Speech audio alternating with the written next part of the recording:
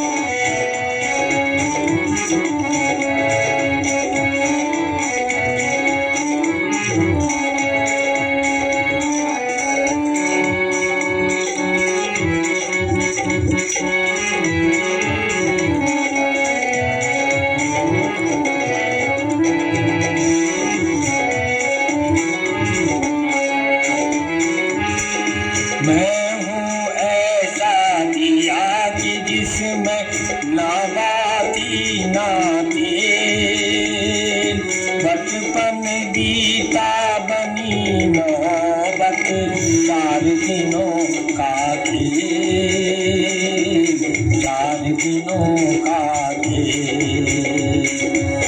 मैं हूँ ऐसा दिया कि जिसमें ना बाती ना तेल, बचपन बीता बनी मोहब्बत 4 दिनों का खेल, 4 दिनों का खेल। रही ये का नगर आवाज मची है इसमें किसी की याद, रही दिल का नगर आवाज मची है इसमें किसी की याद। हम दिल को उनकी याद में बहलाई जाएंगे, गाई जाएंगे। हम जिनके लिए बर्बाद वो हमको चाहे करे ना याद, जीवन भर उनकी याद में हम गाए जाएंगे, गाए जाएंगे। हम जिनके लिए बर्बाद वो हमको चाहे करे ना याद, जीवन भर उनकी याद में हम गाए जाएंगे, गाए जाएंगे, गाए जाएंगे, गाए जाएंगे, गाए जाएंगे, गाए जाएंगे, गाए जाएंगे।